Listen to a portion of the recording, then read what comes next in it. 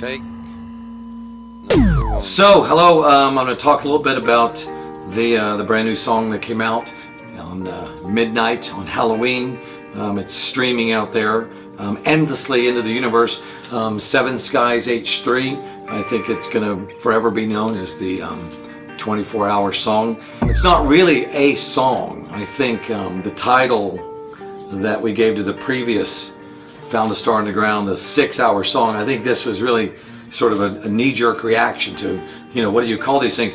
I think this new thing, Seven Skies H3, the 24-hour song, I really think it's more of a sound odyssey. It's really, it really is almost like, it's like, in that sense, it's almost like going into rehab with sound accompanying you. The song comes encased inside of an actual human skull. We released it at midnight on Halloween.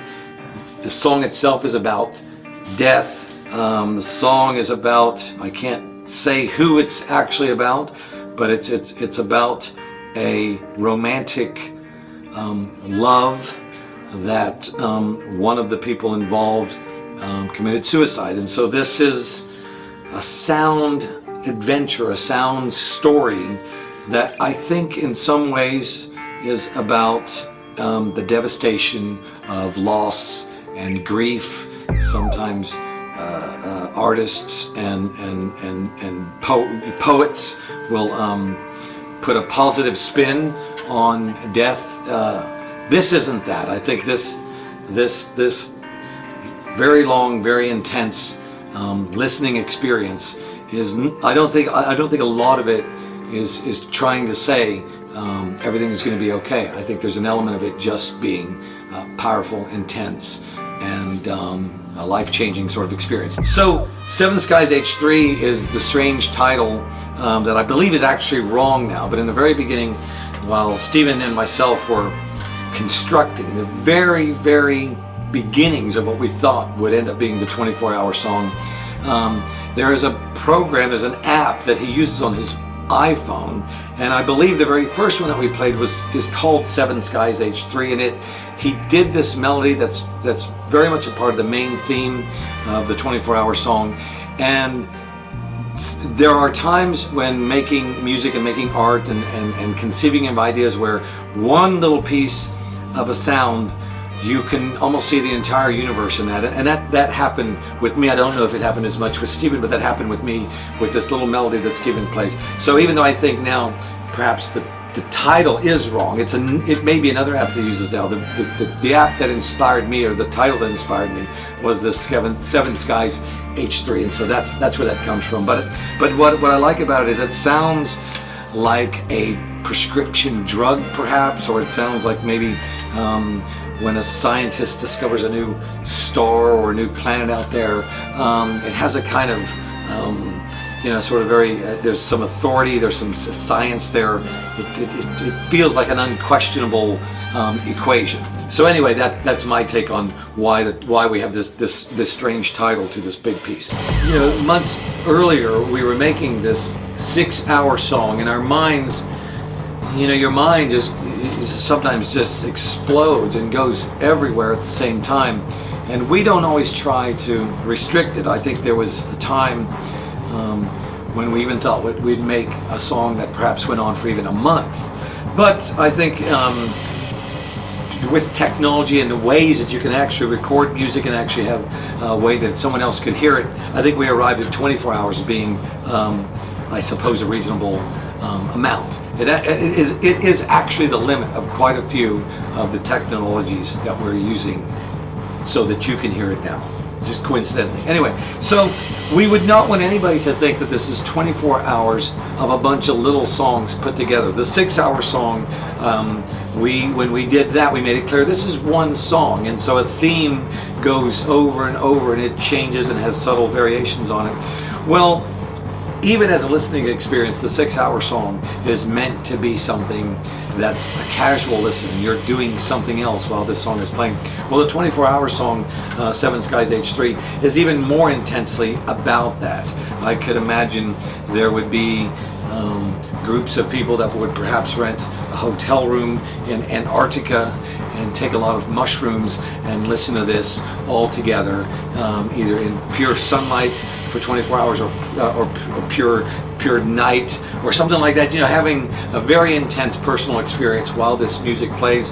But I would suggest that you eat, you take drugs, you have sex, you read books, you do a lot of things, because this music is not, it's not meant to be like a 3-minute song. So Seven Skies H3, from my notes, so my notes here, has about 15 segments to it. And some of them are short and some of them are long, and so this is a little bit of a, this is, my explanation here is meant to relieve you. If you're listening to this, if the only way that you'll ever be able to hear it is the stream that's going on, that's happening online, you may have stumbled into a portion of the this long song that is a long, extended, improvised piece. The very beginning of it is relatively like a song, but goes on for about 35 minutes. And that breaks into a piece of music that I think goes for about 1 hour and 12 minutes. And you may think something has gone wrong, but some of this music is meant to be hypnotic. It's meant to drive you inwards, inwards, inwards, and then hopefully change you so that you don't feel as though you're listening to music that's repeating and repeating. So there are some long stretches, and the longest stretch happens, I can't remember exactly, but it's probably right around the 5-hour mark. We jump into an area of music that is as abstract, and it's sort of ever changing, but it goes for 7 hours straight. This is a gargantuan piece of music that we didn't even play the entire 7 hours. We played segments of it in hours, couple of hour segments, and then piece this back together. And some of it has overdubs, and you can imagine if you have a piece of music that goes for 7 hours, how long it takes to do even one overdub on a piece of that. So this is not performance music. I mean, a lot of the Flaming Lips music has always been about recorded music, not necessarily performance music. And so some of this has very long extended performances, but still, these are sounds that we're creating. This is still very much a recording, like we've done on virtually all of our records.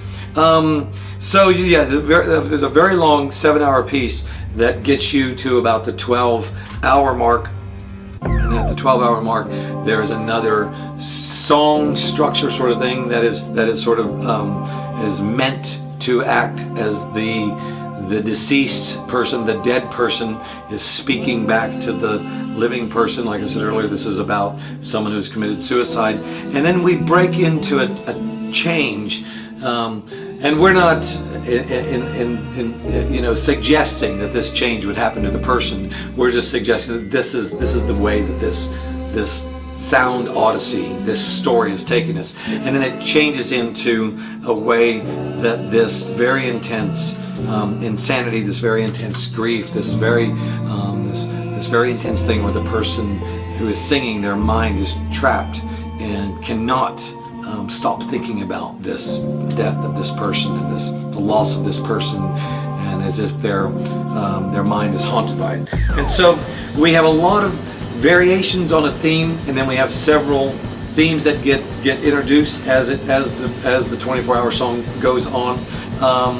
Some of it is very hypnotic, some of it is very noisy, some of it will surprise you, some of it will